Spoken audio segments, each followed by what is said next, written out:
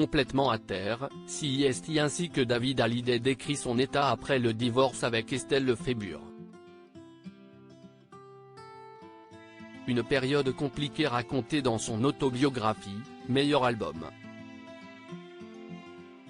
Ils se sont mariés le 15 septembre 1989, et ont formé une famille par la suite avec la naissance de leurs 2 filles, Ilona, née le 17 mai 1995 et Emma, née le 13 septembre 1997.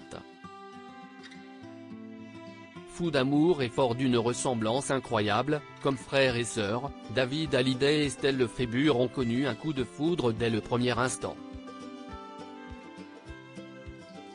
Dans son ouvrage Mon meilleur album, le fils de Johnny Hallyday et Sylvie Vartan revient sur son union avec son alter ego mais aussi sur leur difficile rupture. CIST en 2003 alors que sort son album Révélation que David Hallyday vit son divorce avec Estelle Lefébure.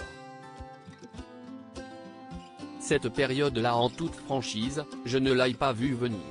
D'un autre côté, qui peut dire en se mariant, qu'il est en train de prévoir son divorce?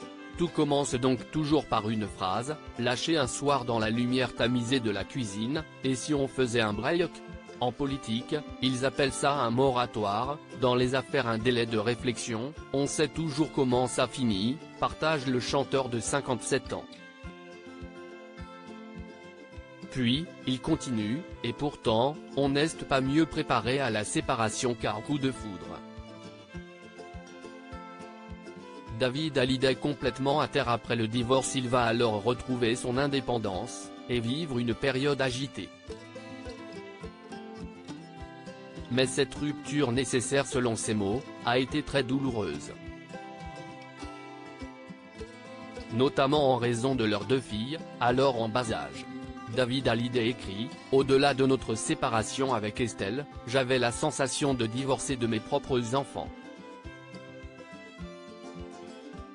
Ce fut terrible. Mes filles représentent tout pour moi, et l'idée qu'un autre homme puisse un jour partager leur vie me martyrisait le cœur et me mettait complètement à terre. Heureusement, fort d'un amour réciproque, mais aussi pour leurs filles, l'interprète de 100% et Estelle Lefébure ont réussi leur divorce et n'ont jamais perdu ce lien si particulier.